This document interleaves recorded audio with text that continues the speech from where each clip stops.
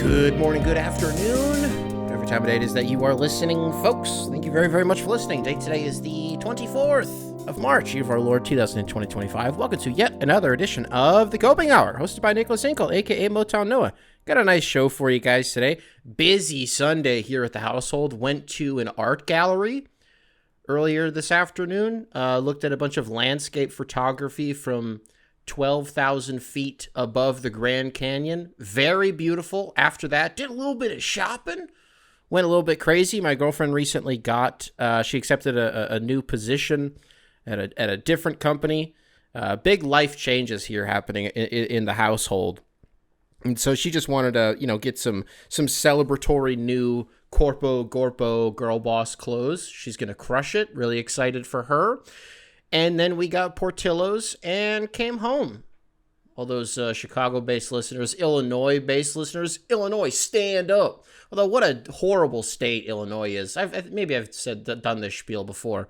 It's a horrible state. I don't really consider myself as somebody who's lived in Illinois for the last 6 years. I think of myself as somebody who's lived in Chicago. You know what I mean? And there are so many people in Illinois who usually it's like Southern Illinois, who want Chicago to like be its own thing. And they want to get what I'm saying here? They want to sort of, they want Illinois to secede from Chicago, or maybe vice versa. Good luck with that.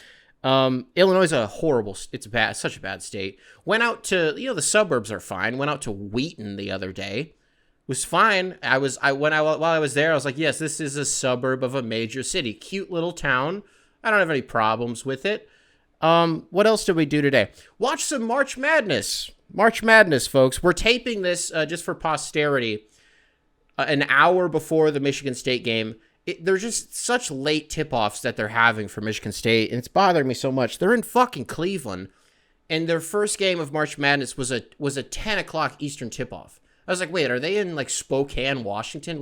No, they're in Cleveland, Ohio. Why are they tipping off at 10 o'clock? Insane. I only made it through at 15 minutes into the second half, I ended up falling asleep. Maybe we'll cover that game a little bit down the road. So I don't know what's going to happen in the Michigan State game tonight. I'll just give you a brief recap of what happened before it actually happens. Michigan State probably won by like 100, on to the Sweet 16. Richard Pitino, I think it's Pitino's kid that coaches New Mexico, maybe had some sort of a mental breakdown. Jaden Akins probably went for like 30. Cohen Carr probably caught like 10 lobs. Trey Holloman probably tried to fight somebody. Really bearing the lead. Jace Richardson was the real story from this game. He scored 100 points. We finally saw it again in a basketball game, televised to America. Jace Richardson went for 100 points. It finally happened. I want to be able to watch that game, and I can't wait until it's over, because otherwise I'll be up until midnight, and I can't really do that these days. So, folks, March Madness.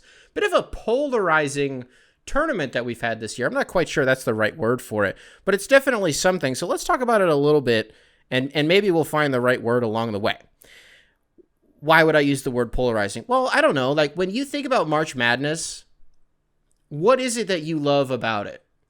Do you love that we're seeing all of the best teams compete against each other, or do you love the upsets?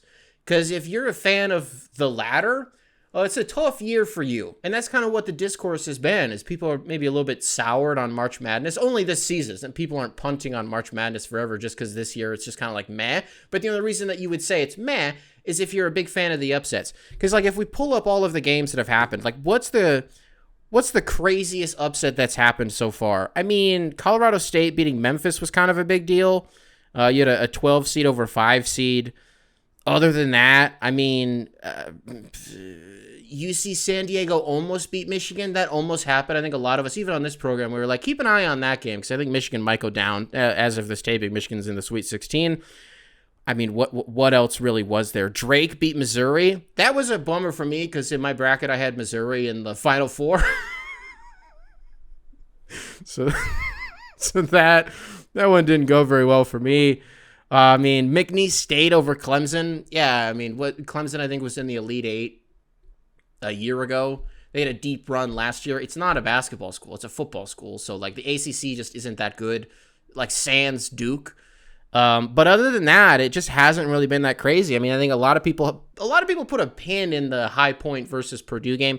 That didn't happen. Some people tried to lie to themselves and say that Bryant was going to beat Michigan State. How does that one feel? Losers.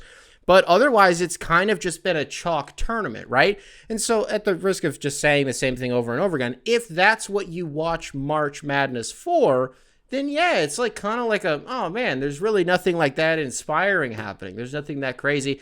Like, yeah, I don't want to sound like I'm fence sitting here and then and make arguments for both sides. So that way I just come out and like, no matter what I say, I'm still right. But I actually see both sides of this and I've really tried to do like a deep reflection. What is it about March Madness that I love? Because I don't know. Yeah, I would love to see something crazy happen. You know, you can't have a UMBC beating Virginia every single year. It cannot happen every single year. It never happens. There's a reason that it was as crazy as it was when it did. Wasn't there another one? Didn't somebody was Purdue a 1 seed and somebody lost? Am I getting Mandela'd right now? I don't remember what it was. But you don't have those, and you know Robert Morris versus Alabama got a little bit tight. But again, for the most part, it's been pretty much chalk. And so if you are somebody who watches for the upsets, it's like you don't have that like uber inspirational story from a school that you have not watched a single game of this entire season. You don't know any of the players, but you learn their stories as they go because they just make this improbable run. Like remember Loyola, Chicago a few years ago? You had like Sister Jean and all that. And you have teams that you would otherwise know nothing about and never care about. Just, you know, there's a spotlight on them for 3 weeks, and you just can't stop watching them because what if they do it again, right? That is absent from this season. Now, the counter to that is, well, if we are absent of upsets in March Madness this year, all that means is that the best teams are playing the other best teams. Like, case in point, I know Arkansas winning was technically an upset, but you have Calipari playing Pitino in St. John's. Like, that is like, whoa, Calipari and Pitino for a trip to the Sweet 16. Like, that's really cool. That's awesome. And guess what? For as great of a season as St. John's had, they're rebound merchants, and Calipari bounced them. And it's hard to bet against Pitino in March, but it's even harder to bet against Calipari in March. You know what I mean? So that was really cool. What else was there? I don't know. I'm not that, like, I guess I'm not as distressed by the lack of upsets in March Madness this year as other people seem to be. At least that's the discourse on Reddit. Is that people are like, oh, this isn't that interesting. It's not that fun. Yeah, I mean, it's tough when you look at a team like Duke, and it's one thing to be really, really good from November through your conference tournament at the beginning of March. But once you actually get into the tournament, like, what do you do? Because you could be, what was Duke, like a 30-3 in the regular season? Like, that's one thing, but can you do it in March is kind of what it always comes down to. If you're Duke this year, yeah, dog. Yup.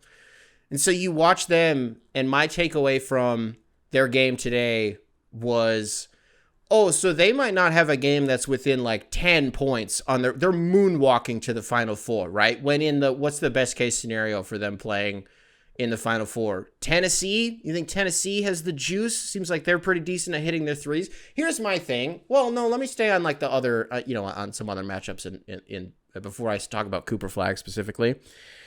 You look at the other side of the bracket. I think we're sort of on this Duke versus Florida collision course. But even then, you're kind of like, are we sure Duke isn't going to win by so many points in that game that they're resting the starters with like 4.5? Resting starters in the national championship with like 4.5 minutes left in the game. Like, Florida had a weird game today where it was kind of like Florida looked vulnerable, but it was also, they're playing UConn. And so we have become accustomed to the University of Connecticut, no matter where they are in the bracket, no matter where they are, whatever region or whatever seed specifically that they are, it doesn't matter. And it also doesn't even matter what coach they have, by the way, because this was the case when it was Jim Calhoun. It was the case when it was Kevin Ollie and like Shabazz Napier. Was Shabazz Kevin Ollie or was that Jim Calhoun? It doesn't matter. Didn't matter if it was those two, and it didn't matter if it's Dan Hurley, right? Like, once you get into March, UConn is dangerous. So Florida has this game where they look super vulnerable, And then you mix that with UConn just doing UConn shit in March. Like, this is just what they do. Florida ends up, coming out on top in that game. I don't know how it's not going to be those two teams. At the very least, I will be shocked, capital S, bolded, italicized, underline, if Duke does not play in the national championship, because they are insane. And when you talk about like random play, who's that kid from Oakland last year? Jack something, who went like 10 for 20 from three. They beat Kentucky. Is that what it was? Whoever they beat. When you have a story like that, it's one thing, right? But like Tyrese Proctor for Duke today had a stretch late in the game. It's wrapped. Like, Duke is 100% going to win. Dog, he went like 5 possessions in a row, I swear to God, where he was putting shit up. And then what's the expression? It's like you're shooting the ball into the ocean. It didn't matter where he was shooting from. The ball was going to go in. And you're like, if the game is already wrapped up and they're doing this and they're able to go on heaters like this, like, again, it's one thing when a heater comes from a team that you're like, whoa, this team, this guy I've never heard of. It's a completely different thing when it's the team that you're expecting it to come from, and it's from a player that, yeah, it's not Cooper Flagg, but Proctor is no scrub, right? When they just sort of assert their dominance for a team that we were otherwise, well, not otherwise, but a team that we were already expecting to be dominant, you're like, oh, okay, all right. So it's just going to be this then. Okay, that's fine. I mean, hey, I want to watch teams and players play at the absolute highest level, and Duke right now is playing at the highest level. Michigan State, how about them? Their game against Bryant was cool. The problem is that I was asleep when all of the cool shit happened. So I fell asleep. It was probably like 10:30 at night. I think I mentioned this at the beginning of the episode, but about 10 minutes ago. I fell asleep immediately after the second half started. I just couldn't hang in there anymore. And I was like, they're going to figure this out. This is not Middle Tennessee State. By that point, I could already identify this is different. This is not the same thing. Dog, whoever drafts Cohen Carr straight up, whenever I don't know, is he set to declare? That's something I'll put a hand up. I don't know the nuances of like who's set to like, I don't know.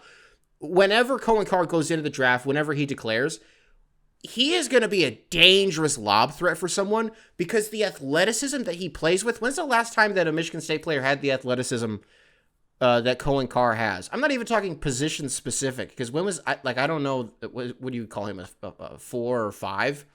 The last athletic 4 or 5 that Michigan State had? Ooh, this is embarrassing. There's got to be one that I'm not thinking of. Because, like, well, is it Jaren? Do you think it's Jaren Jackson? He was just big. It wasn't even about him being athletic. Like, he was just huge. That's all that it was. Deontay Davis was the biggest fraud in the world. I never was a huge fan of him when he was at Michigan State. I would have been a fan of him if he had actually stayed, but instead he decided to declare for the draft way too early, and then he sat in the green room for 30 picks.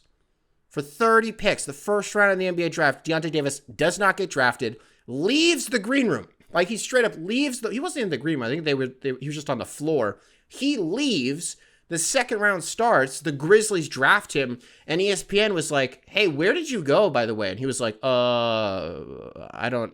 He like didn't have an answer. Like, he just left because he was straight up embarrassed because nobody wanted him because he wasn't ready to get drafted. And how did that go in the NBA, right? So if you want to talk about the last player who was as freakishly athletic at Michigan State as Cohen Carr is, it's probably Miles Bridges, honestly. And that wasn't even that long ago. I mean, when was Miles? About 10 years ago. I think his freshman year was 2015. And then I remember, of course, a bunch of buzz. Is he going to stay? Is he going to leave? And then he did like a little pep rally on campus where he was like, "I'm not fucking leaving." And everyone's like, "Oh, Michigan State's going to win a national championship." And that didn't happen. That did not happen. But Miles was he was sort of like I don't want to say he was like one of the first, like, holy shit, this guy that Michigan State had, and I don't know how long. Like, I remember when Gary Harris showed up at Michigan State, and it was like, this guy might light it up, and he might be. I think he stuck around for 2 years. At this point, I don't know how long ago Gary Harris was at Michigan State, but I remember him showing up on campus and everybody being like, okay, watch out, because it's time. Izzo finally got like one of those guys. You know what I mean? He was fine at Michigan State. I think he was perfectly fine, but I don't think he lit it up the way that like I remember Miles Bridges' shot against Purdue to win the game. Dick Vitale was on the call, just a legend. And he just did like what Dick Vitale always does. Miles Bridges knocks down this game-winning shot. And you just hear Dick Vitale going, oh, oh, oh. Like, he's not saying anything. He's just excited. He's like Romo is a lot like him in that sense. I don't want to say Dick Vitale is like Romo, but Romo is like Dick Vitale in the sense that he just loves what he's watching, and what he says and what he does, his mannerisms and his, his whatever-isms reflect that. Like, he is very much reacting as if he's a fan, but he also has some really interesting insights. So shout out to Dick Vitale for that. Michigan State, yeah, again, they're in the Sweet 16. The game hasn't happened as of this taping, but by the time you're listening to it, you're like, yeah, Michigan State is in the Sweet 16. Both Patinos died this weekend, which is a little bit too bad. I was kind of hoping that Rick was going to have a deep run. I don't know about you at home. A little bit bummed. Oh, it's already over for Patino. Rick Pitino, I take him to strip clubs and casinos. That's too bad. Let's talk about Cooper Flagg for a second, folks. Oh my God. Oh, yeah. Uh-huh. Yeah. Dog, like, I don't even know how to describe what he's been doing for the last, 2 months. Because it's one thing when you're a player who... Like, you think, let's just look at this through the lens of Duke players, right? Paolo Banchero got whatever he wanted whenever he wanted it.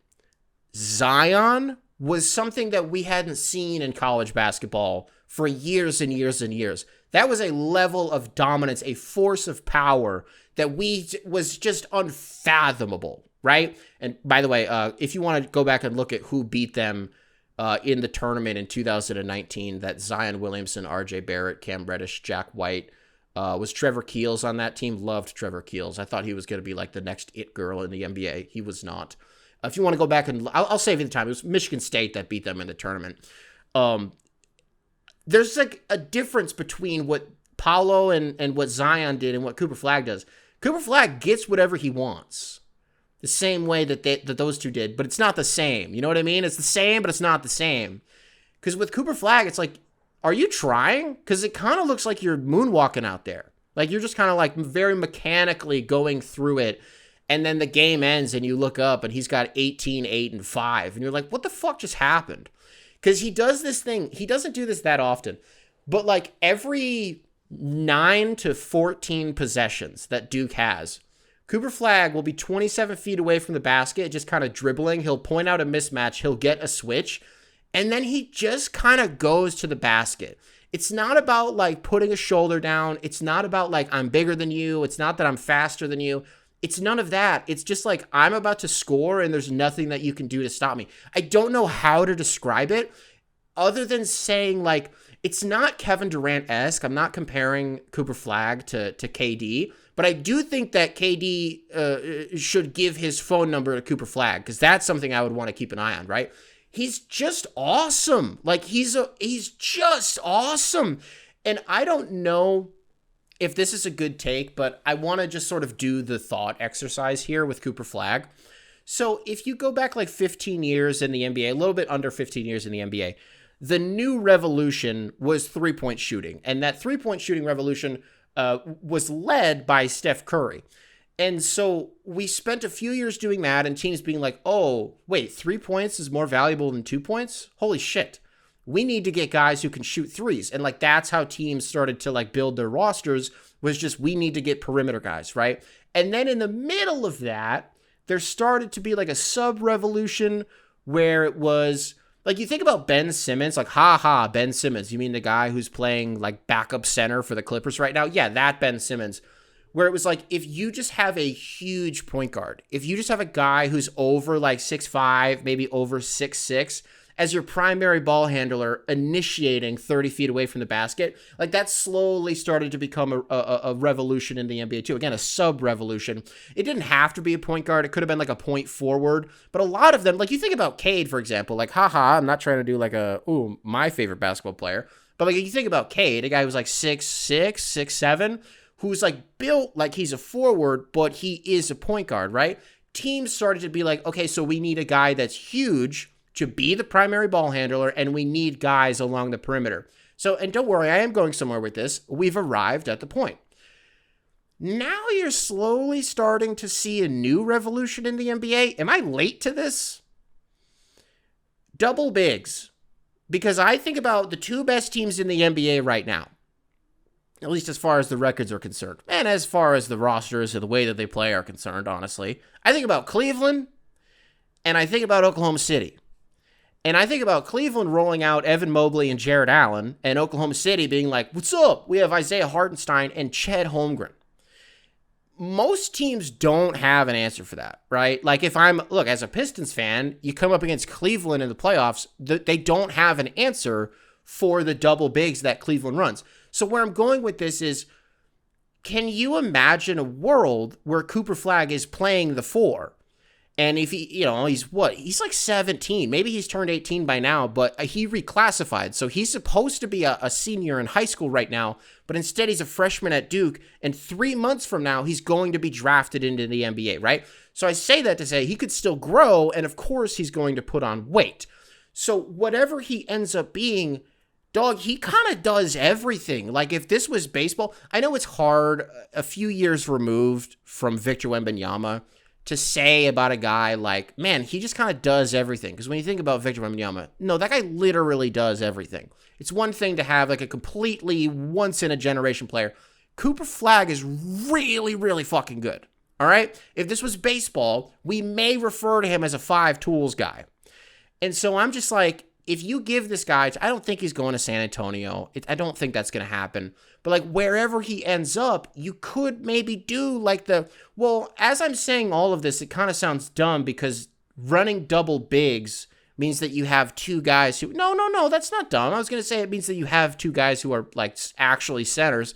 No, Chet Holmgren isn't a center. He's like a 4-5. Evan Mobley, like a 4-5. So yeah, I can keep rolling with this point. I just wonder like where Cooper Flagg fits into that equation. You know what I mean? If he gets drafted into the right situation where maybe they already have somebody set up, like if he goes to Washington, are you rolling out Cooper Flagg at the 4 and Alexander Sarr like at the 5? Like you know what I mean?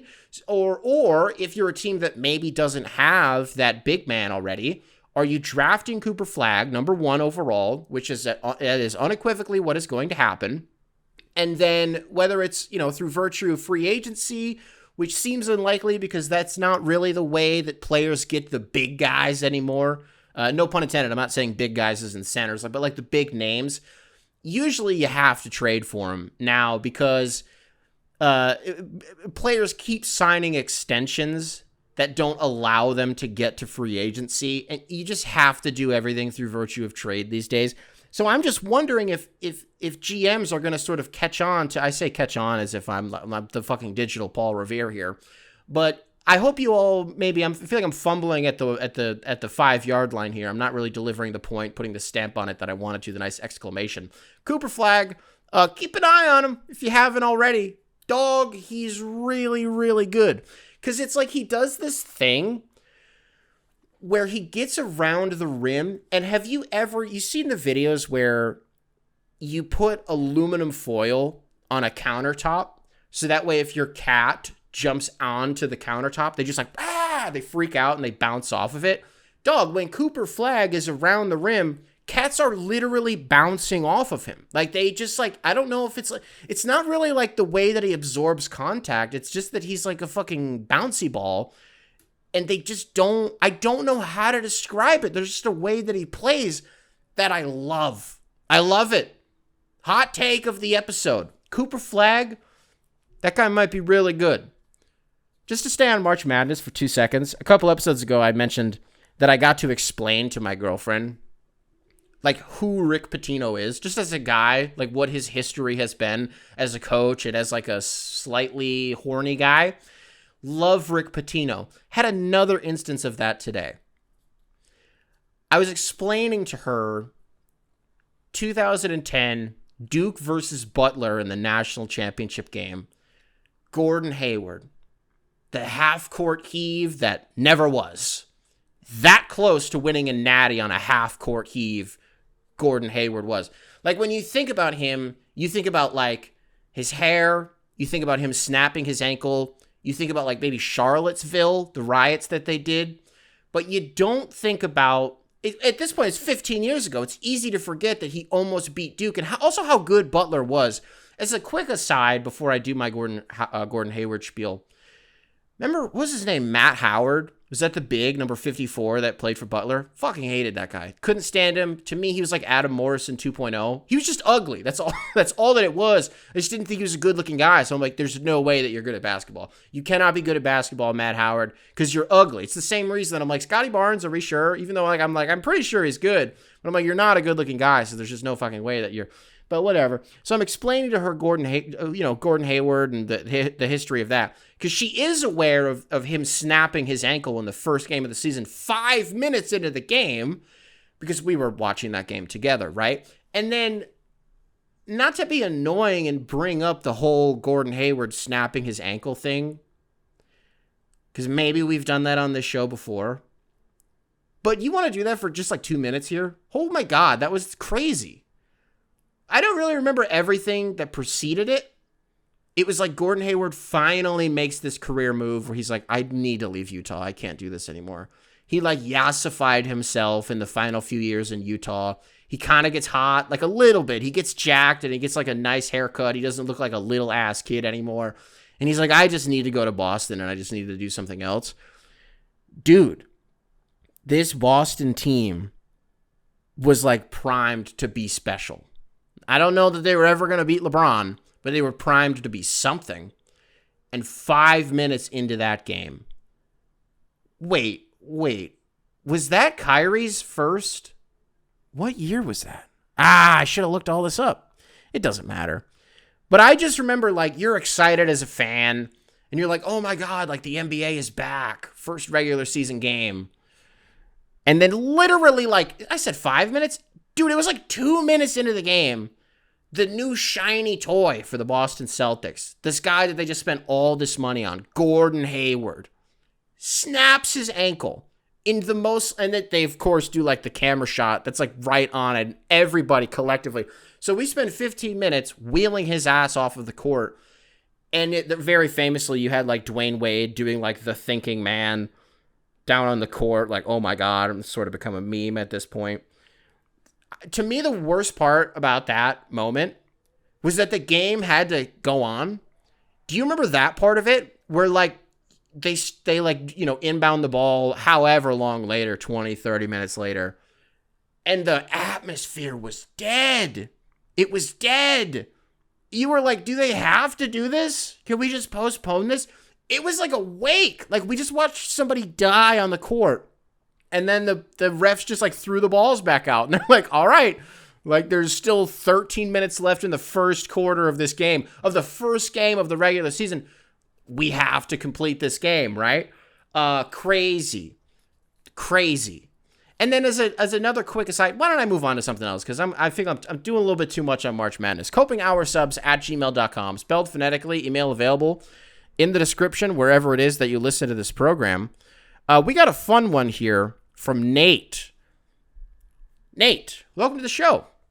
Subject line, are all dynasties inherently the bad guys? What does it take for a dynasty to be the good guys? And then parenthetically in the subject line, very wordy subject line. What dynasties have been the good guys? Close parentheses. And here's the email. Hey, Mr. Motown. In the last episode, you answered why you root for Manchester United. It's actually Manchester City, just to break the email. It's Manchester City. I don't care about United at all. You answered why you root for Manchester City by saying you generally root for the bad guys. This made me wonder if there was any specific reasoning behind this.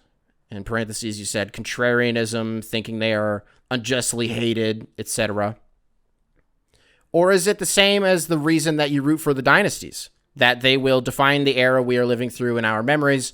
This thought implies that I think of dynasties as the bad guys, which I think most people would agree with, as we hate/envy a team's success when it isn't our own. So I was wondering your take as to whether all dynasties are inherently the bad guys and what it takes for them to be considered good guys.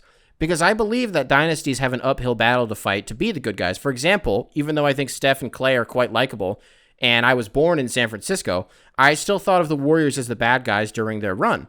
This is also probably because they wrecked my Blazers when they met in the playoffs. But even when their players are individually likable, it's hard to root for a dynasty for most because I think because of the envy that I mentioned. I was wondering if you could think of a dynasty that was considered the good guys and why that was. Does it take a beloved superstar, hard-fought titles, or a comparable rival? I sometimes wonder if the 90s Bulls were considered good guys because it seems like MJ was pretty beloved and The Last Dance frames them as such. But I wasn't around, so I don't know if the general NBA audience saw them as good guys or bad guys. Nate, thank you very much for this email. Just to do the back end of that one first. No, fuck the Bulls. And I'm a Pistons fan, but and that's not even someone who's like attached to, I don't hold malice in my heart for rivalries that happened before I was born. So like the Lakers, the Celtics, the Bulls, like unless it's something that happened when I was alive and I was very acutely aware of the nuances and like narratively what was going on and why I'm supposed to hate them, I don't feel like that's my fight, right? No, people didn't really like the Bulls. It's one thing I don't know. I don't want to speak on that because, hey, I wasn't living through it. And Michael Jordan was literally God to some people. So it's a fun question. Maybe I shouldn't have tackled that one first. I don't know. I just know that like, fuck no. Oh, The Last Dance painted them in a favorable light. Did it? Did the documentary that was centered on the success of the Chicago Bulls and more importantly, Michael Jordan himself, and the impact that they had on the NBA and the larger world in sports, did it paint them in a favorable light? Oh, that's interesting. Wow, that's interesting. I'm surprised that that's how that went down. Weird. It's almost like how the Bad Boys documentary kind of painted them in like a The Bad Boys documentary, as I'm saying that a lot, did not really paint them in a favorable light, even though it was literally about them. I thought it was favorable, and maybe this is where we sort of get into your question of like, is there a reason that I always root for the bad guys? Now, you pointed out contrarianism, and I get this one a lot, and I think this maybe is important to tackle. Do I like rooting for the quote-unquote bad guys or the dynasties that we have in sports because everybody else doesn't? And so I'm just like, ooh, well, everybody else hates this thing, so that means that I like this thing. No. And I think it's an important distinction to make that it is not contrarianism. I genuinely believe that it's just something that is easier for me to identify with. And I'm not trying to like make this deeper than it has to be because it's literally sports and like who cares? But as somebody who grew up watching Mean Girls a lot, like Regina George to me was like, that is who you're supposed to be as a person. And if you're not familiar with the movie, you're not supposed to want to be like anybody in that movie. They are mean girls, right? And so I'm just like, how do I say this? It's easier for me. Like, look, dude, I don't view myself as the hero of my own story. I certainly don't feel that way when it comes to the digital spaces that I inhabit online. Like, there's a reason, dog, I started posting, I don't think I should say this. I'll say it, and I'll put it up on the screen for our audio-only listeners.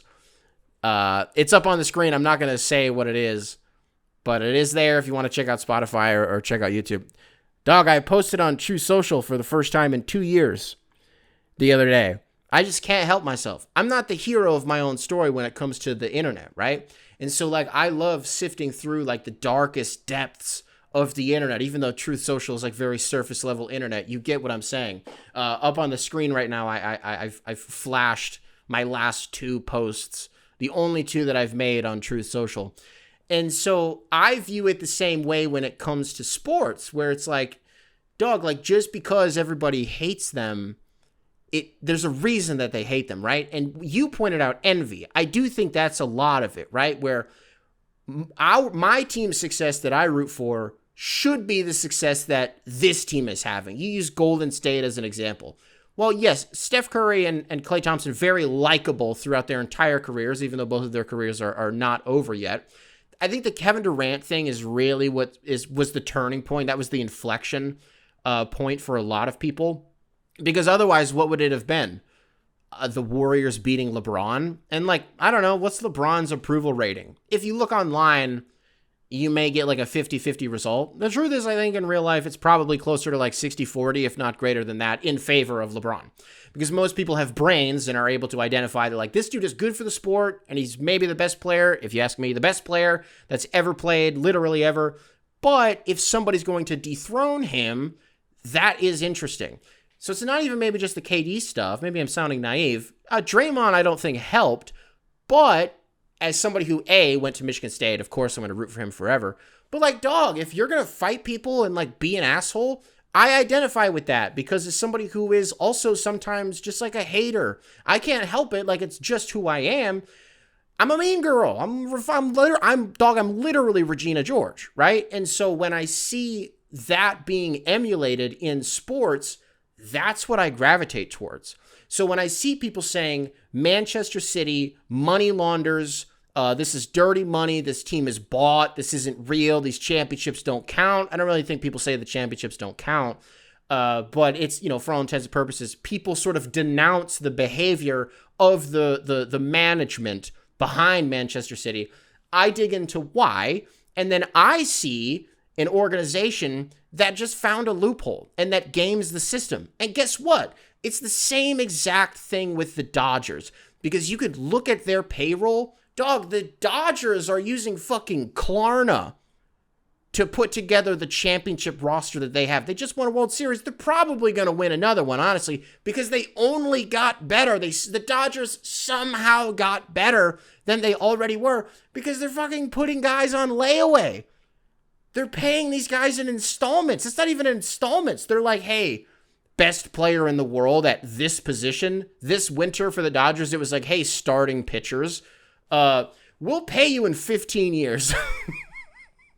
But you're going to play here now, and the endorsement deals that you will get in the meantime will supplement the salary that you would otherwise be seeing from us. And then once your career is over, completely over, then you'll see, if you're in Shohei Ohtani's case, like $100 million a year, right? What else is there? Well, it's also that, and this is the part that I think I say a lot, which is, it is sports. It's just a game. I know that part of what we love about sports is that you are able to identify with teams and fall in love with them, and it consumes you and it becomes your entire personality. But like, at the end of the day, for me, even if everything I just said is true about why I love sports, it's also like, it's my leisure time, I want to watch the best product. I want to watch the best that I can possibly watch. And so when it comes to Dynasties, yeah. And I'm watering this down. I'm not even talking about just Dynasties. And by the way, your question of like, who are some, Dynasties or champions that have been viewed favorably? If we sort of just scrap Dynasties and like, who are teams that had successful runs, even if they didn't win championships, maybe they only won one. Like you think about the NFL, the Buffalo Bills or the Baltimore Ravens, or, like two teams that you could throw the Bengals in there since they went to a Super Bowl and they have Joe Burrow. Like teams that even if, they keep getting stopped by Patrick Mahomes, or in the Bengals case, Matthew Stafford, you've seen that, you heard about that. It's like, what don't people like about them, and like versus what people do like about them? Well, they're still really, really good. And so I want to watch at any given moment the absolute best that each league has to offer. For the last 4 years in the Premier League, outside of this year, that was Manchester City. In the NBA, for a long time, that was Golden State. In college football, for a long time, that was Alabama. And this isn't always the case, by the way. Like, I've never really cared that much about Georgia. What's a better example? I don't know. The Pittsburgh Penguins had a good run in the mid-2010s. The Chicago Blackhawks had a good run in the mid-2010s. Guess what? Fucking hate both of them. I hate both of them. Because there's just something about each team, and if I had to go down each list of, like, this is why I like this team, this is why I like this team, it's not contrarianism, it's just like Here's another good example. Dog, Miami, the Heat, had like how long was their run with Jimmy Butler, where they went to 2 finals? They got bitched in both of them, by the way. Jimmy didn't, but the Heat did. But like, if you embrace being the villain, I'm going to root for you. And maybe some of that comes from the bad boys, where they're like, yeah, this is who we are. This is literally our identity, that everybody hates us. And that's fine. We'll fight you. Yeah. I love that. Because, like, you know, it goes back to being the hero of your own story thing. It's about perspective. I don't know. But there's something about Jimmy Butler. This is what I was going to say. I don't know what it is. You talk about a guy who embraces being the villain. Jimmy does it all the time, everywhere that he goes. And I just haven't been able to identify what it is. I'm like, but you're an asshole. I don't know what it is about him. I cannot figure it out. I have no idea. What else? What other questions did you have in here? Yeah, this is an interesting question maybe for the comments. Is like, is there a team that was like uber successful, even if they didn't win that many championships? This is what I mean by, like, you can scrap dynasties and just say, like, a team that had a few years of success that was viewed in a favorable light. I don't know, like, I can think of, like, one-off champions that people loved. People liked the Raptors in 2019. People liked the Raptors. There aren't that many people that hate on the Bucks championship in retrospect at the time that they did, because the narrative, and this was also for Phoenix too in the finals on their path, people were hating on both of those teams because everybody that they were playing got hurt. And so they were like, you just sort of, through virtue of that, using opposing injuries as a vehicle, you just kind of scraped by and got to the finals. Like with the Bucks, it was Kyrie and it was James Harden. Didn't KD also end up getting hurt? It wasn't enough to, like, keep him out of a game. And then in the next series, Trae Young, like, stepped on a ref, and that kind of ended their whole thing. But I'm just like, dog, like I said then, what I'm about to say now, part of it in your ability to get to the finals is how available you are. I'm not mad at you wanted the Bucks and the Suns to just, like, lay down because their teams that they were playing against were hurt. What kind of loser shit is that? So I think in retrospect, people have kind of, like, forgotten that was a point of contention for the Bucks championship. I think people now are just kind of like, it was cool that Giannis won a championship, right? In the NFL, the Ravens, the championship that they had is looked back on as like wow, Joe Flacco actually won a Super Bowl. Wow, Ray Lewis. Wow, to, like, end his career. That was pretty cool. And if you're a certain type of person, you're like, wow, Colin Kaepernick lost a Super Bowl, bitch. What else would there be? Like, I mean, maybe I'm sort of, you know, being annoying here, but if the Lions won the Super Bowl, if the Browns won the Super Bowl, either of those two teams, honestly, if you hate on that, you're a loser. Unless you're the team who lost the Super Bowl against either of those teams, you're the real loser. Everybody would be happy about that. You know what I mean? Is there anything else in here that I wanted to mention? I hope I covered the bases. Yeah. Maybe the most disagreeable segment. I have no idea. I'm so excited to listen to this one back to be like, what do I need to cut out? copinghoursubs@gmail.com, spelled phonetically, email available in the description, wherever it is that you listen to this program. You want to do a real quick one? Since we kind of were just talking about the Heat. This one came in under the wire. From Seth. Seth, welcome to the show. Subject line: Jaime Jaquez is sleeping with Eric Spoelstra's ex-wife. Strap in. Put your seatbelts on, folks. About to go off the road. Hey, Nick. I know you have occasionally referred to yourself as the digital Paul Revere. Didn't I just do that in this episode, too? That's funny how that one worked out. Back to the email. So I thought you might need to know this. I saw on Twitter this afternoon that Jaime Jaquez Jr., and then in parentheses you said, overrated, not that handsome, only good at UCLA, close parentheses, is sleeping with Eric Spoelstra's ex-wife, Nikki Spoelstra. She apparently is mutuals with his mom on Instagram, posts all the stuff he buys her, has liked all of his Instagram posts from the last, 5 years or something. He is also the only Heat player that she follows, and a bunch of other stuff. He attached a screenshot of the story below. I'm not going to include that because it doesn't matter. I mean, it does, but it doesn't matter. Calling my shot now. This will lead to a dispute between Pat Riley and Coach Spoelstra, where Spo demands they trade Jaime Jaquez. Pat Riley says that he's 90 years old and isn't going to be forced to do anything, and then falls asleep. Spo quits, causing Bam to demand a trade to the Lakers in 2025, and the Lakers are 2026 champs. Love the show, from Seth. I mean, you talk about like a heater, like a guy who just pulled a pin on a grenade, and threw it in, and then closed the door and walked away. This guy's like, Jaime Jaquez is straight up. So here's my question. Well, no, that's not a real question. I was going to say, is this fair or is this foul? Let's assume that this is true. That's foul. That's not cool. It's not cool. It's very funny, though. And it would be the most... When's the last time we had real drama like this in the NBA? I'd have no idea if this is true. Sounds like if somebody really dug into all of the evidence here. I'm not going to say that I'm the digital Paul Revere on this thing, unless it ends up being true, of course. And then I will probably use the YouTube editor to cut out this part where I'm like, I don't know if it's true. And I'll just be... So let me say this really quick. And then in the future, if it ends up being true, I can just leave this part of it in. Okay? So give me just a second. I'm absolutely going to be the digital Paul Revere on this whole thing. Okay, and then I'll just leave that part in, and then thank you for indulging me in that. Yeah, back to the email. This is pretty funny. When's the last time we had some drama like this in the NBA? Where it was like dudes sleeping with other players, current partners, or like ex-partners? The only thing that comes to mind, there has to be one more recent than this. Was it Jason Kidd sleeping with Matt Barnes' is like ex-wife or ex-girlfriend or something? And then Matt Barnes drove like 8 hours to fight Jason Kidd. Was it Jason Kidd? Who was it? Matt Barnes drove a really long time to fight somebody because they were allegedly sleeping with his ex-something. Is that really the last one that happened? Because even then, the one before that I can even think of is all of the Delonte West stuff with LeBron's mom. And even that, I still to this day, I assume is conjecture. But not even conjecture. I think that's just sort of like a funny, that sort of predates, like it's like NBA Circle Jerk before NBA Circle Jerk, which is another thing. Speaking of NBA Circle Jerk, did you guys see like a day or two ago, Kyrie Irving on live? I don't know if he was on like Twitch or something. I have no idea where he said this, but I saw the clip of it.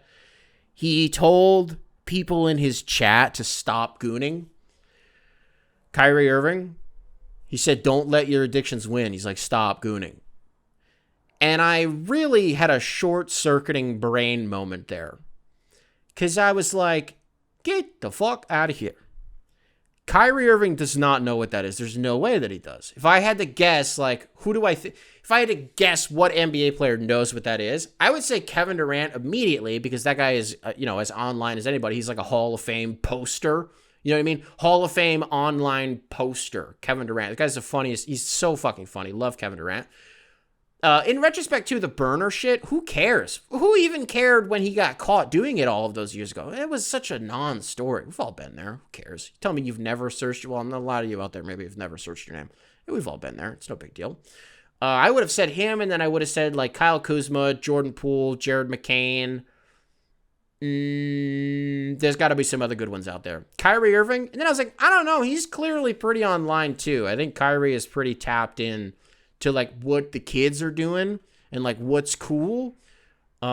Pretty shocking though. What was the email about? Why much? Oh yeah, Jaime Jaquez had sex with Eric Spoelstra's ex-wife. That's pretty funny. That's funny. That's a good bit by Jaime Jaquez if that's true. Not that handsome is what you said. Yeah, he's fine. In Miami, he's got to be like a 4 though.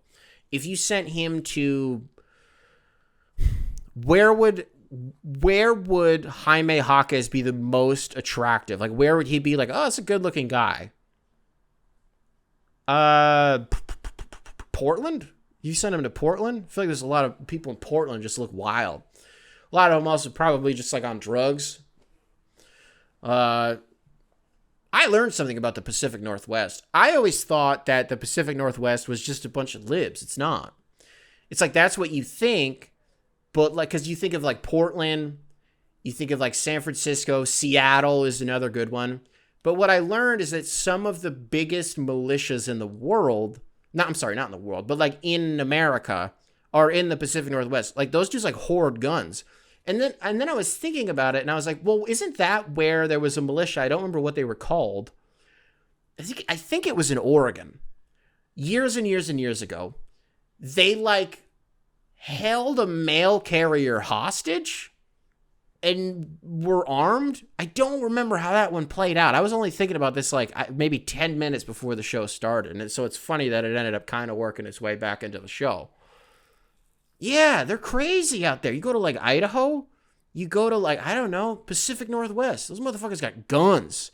Like when you think about militias, you think about like the Proud Boys, and you think about them being in like Alabama and Louisiana and Florida and the Carolinas and shit like that, Mississippi. No, dog, like they are there too, but they're in the Pacific Northwest, like straight up. And then I was also doing about, this has nothing to do with anything that I was just talking about. I was also thinking about a gambling hotline. We pass billboards all the time where it's like, are you addicted to not stopping? And it's about gambling. I'm like, oh, this could be about a lot of things. You talk about stop gooning, it could be about that too. No, but they're anti-gambler. Like, call this number if you have a gambling problem, right? And I was like, I'm going to start a gambling hotline for people who have a problem, an addiction. And what the idea of it is, you know, you get them to talk to like a licensed whoever. And after about 10 minutes, you kind of wear them down, you make them feel comfortable. And eventually you just go, if I give you $100 right now, and I said, you can place this on some action tonight, what would you take? What lines are you taking? You like a money line? You like a spread? You like a prop bet? You got a parlay? You got a 6 parlay or like a 6-leg parlay you want to throw together? Like, what would you bet with this $100? So then they're going to tell you, because they're gambling addicts. Of course they know what they would do with that $100. Whatever they tell you, you do the opposite of that, because obviously they have a problem gambling. They stink at it. That's why they're calling you. So whatever they give you, you bet the opposite. You fade them, right? That's the name of the hotline. Fade your addiction. And then that's how you profit, right? So then you say, oh, okay, blah, blah, blah. You horse shit around for like 15 more minutes. And then you say, we can't take your case. And then you just redirect them to somebody who's like actually equipped to deal with them. That's how we make profit. We're nonprofit. We are a for-profit gambling addiction hotline. And we use all of your picks. We use the reverse of your picks because obviously you're a shithead gambler. Man, that's the toughest thing about March Madness. I want to fucking gamble so bad. I want to come out of retirement so bad. Take my jersey out of the rafters. You kids don't even know. You don't even know. I used to lose $200-$300 a day. I saw no returns. That's why I had to stop, because I had a problem. And that was years ago. I really want to do it again. I want to put 5 on something, and then maybe I roll that 5 into something crazy. Maybe I put I put down 5 just to win like $9.50. But then I use that $9.50, turn that into $21.27. I use that $21.27, I make that $50. And then, ipso facto, I do this over and over again. I'm a fucking millionaire. And I did it just by gambling. I don't know why I couldn't do that, because it happens to other people. So I don't know why it couldn't also happen to me. This isn't like a hot hand fallacy thing here that I'm doing. What's happening right now will continue to happen in the future. No, I just believe that I am a big brain gambler. I have a lot of wrinkles on my brain when I gamble. What else do I have for you guys today? copinghoursubs@gmail.com. What was that email? Wow, I didn't really go anywhere with the Jaime Jaquez sleeping with. I guess I didn't do anything. It went like 6 different directions. copinghoursubs@gmail.com, spelled phonetically. Email available in the description wherever it is that you listen to this program. Speaking of addiction, good email here from James. James, what's up? Welcome to the show. Subject line, not an alcoholic. I swear. Hey, Nick. Been a hot minute. Oh, so you've emailed before? Okay, welcome back to the show, James. Hey, Nick, been a hot minute. So you've mentioned before that you like beer and Dirty Shirley's, and I was curious if there were any other drinks that you really like. I'm mostly a wine guy myself. You said you highly recommend Carpenter Creek Cellars if you are around Newton or Jasper County in Indiana for some reason.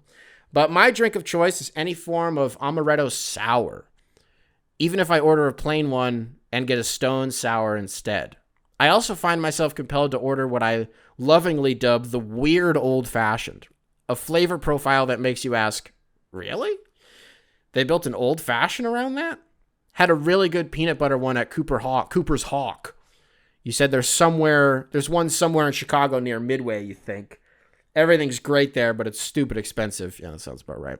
It was served with a shot-ish of Concord grape wine to make it a PB&J old-fashioned. One of the best and weirdest drinks I've ever had. I'm very aware that this may sound like it's coming from an alcoholic. It does, but it absolutely does. But it's good awareness by you. Back to the email. But I swear I don't drink heavily or often. I just watch a lot of how to drink. And then you said obligatory sports take. I don't watch the NBA, but I have a soft spot for Angel Reese. Cheap shots against Caitlin Clark notwithstanding, I feel like she just gets too much hate. Let's unpack the WNBA one first. You guys have the Angel Reese meal from McDonald's? It's awesome. It's really good. I mean, the truth is that it's fine. It's just a meal from McDonald's. But I was so excited. Dude, we went to McDonald's, and I only ever get nuggets. The way that I eat is, like, very specific. If I go to McDonald's, if I don't get chicken nuggets, I freak out. Like, I have to get it. It's like a routine thing.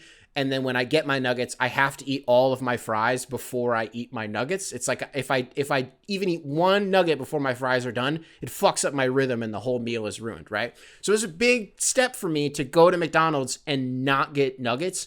Dog, I was like, I have to get this Angel Reese meal, right? It was good. I liked it. It was fun. Yeah, Angel Reese.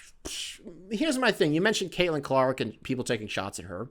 It's funny to me that people who capital L love the WNBA, and that is like what they cover. It's like what their stan accounts are.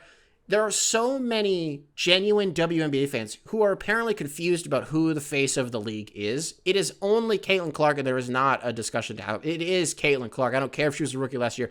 I don't care. Like, it doesn't matter. It is Caitlin Clark, right? A lot of you listening to this might be like, it is obviously Caitlin Clark. I'm telling you right now, there are so many people who push back so fucking hard on this, including the people in the league, which is crazy to me because I'm like, with all due respect, like, the reason that there was such a massive bump in viewership last year for the W was because Caitlin Clark was in the WNBA.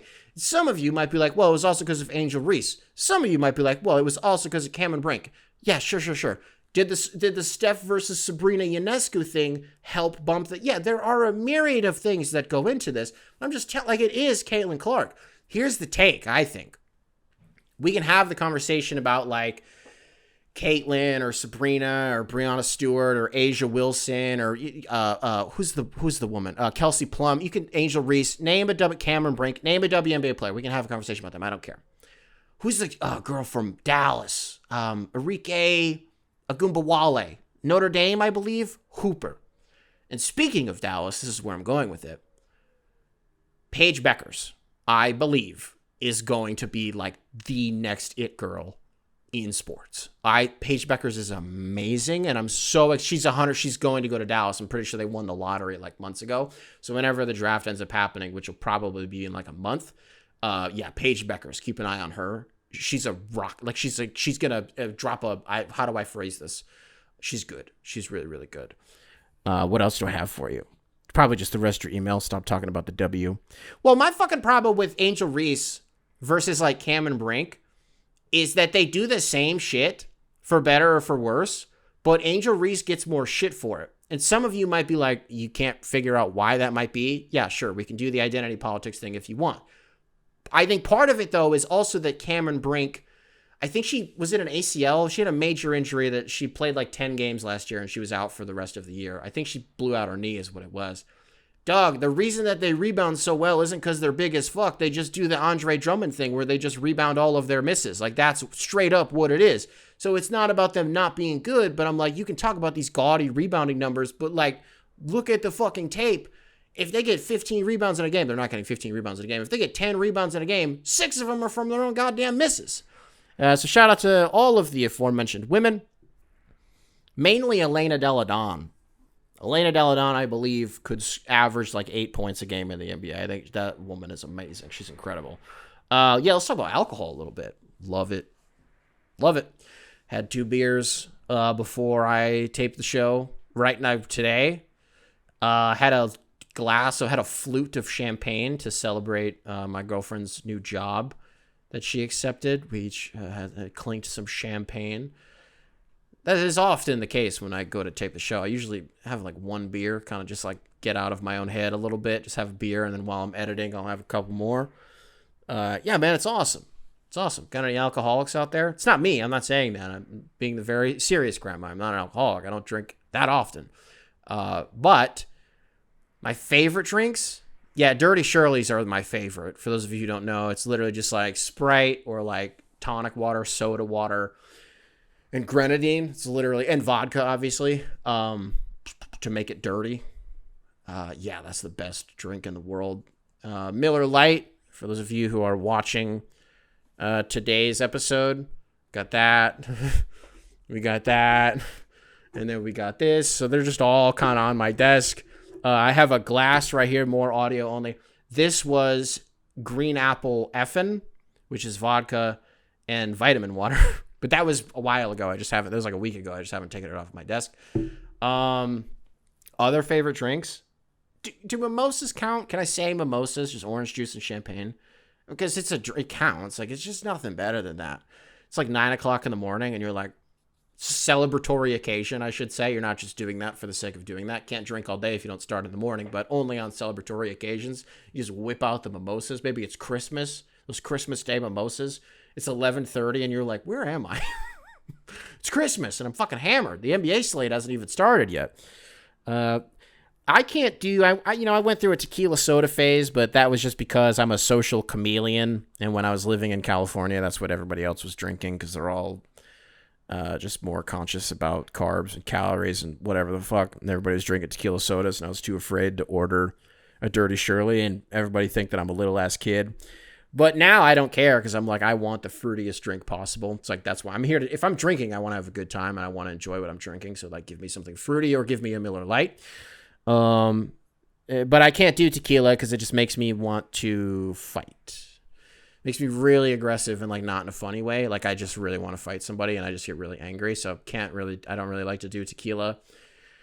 Even brown liquor is really scary to me. Like you have some Crown Apple or something or whatever. It's like, no. What is it? Maker's Mark? Is that what it is? No, it's a total coin flip what it's going to do to me. Either I'm just going to be a total disaster. Like I don't get hammered that often. In the last 365 days, my son will be a year old next month. So since he's been born, I've been hammered twice. Like hammered. Like what is going on? Twice. The first one was in September. Michigan State, Ohio State. It's a tailgate. I had never been to a tailgate before when I was actually able to drink. I was like, of course I'm going to get fucked up. By the time we got to the game, I was pretty drunk, but then I was like, we're going to lose by 100. I might as well have fun with this. I had like 4 more tall boys. Shouldn't have done that. It was a bad idea. And then the next one was when I finally got to like back in Chicago, like see one of my boys for the first time in, a very long time. And we sat on the river and I didn't get home until like 4 o'clock in the morning. Was not very cool on my part to do that, but I don't know. I was with my friend and I was really drunk and I don't know. But other than that, like I just, that fellas, that feeling when you're like, you're on your third beer and you're like, yeah, here it is. You're like, this is why I made it to 3 beers so I could feel like this. You're just like, this is serenity. This is what you're like, this is where I wanted to be. This is why. And then you just go to sleep and you're like, that was exactly what I needed. Maybe some football is on or something. Maybe some basketball's on. Maybe some hockey's on. Some baseball's on. You get to your third beer and you're like, yep, here's the sweet spot. Here it is, folks. Sometimes you're like, it's only 8:30. I could have one more. And then 9:30 rolls around. I'm like, all right, it's time to go to sleep. Other than that, yeah, it probably covers all the bases on all my favorite drinks. Kind of a shorter episode for you guys today, I guess, because it's kind of it. Oh, shit, I meant to do JFK again today, and I still didn't do it.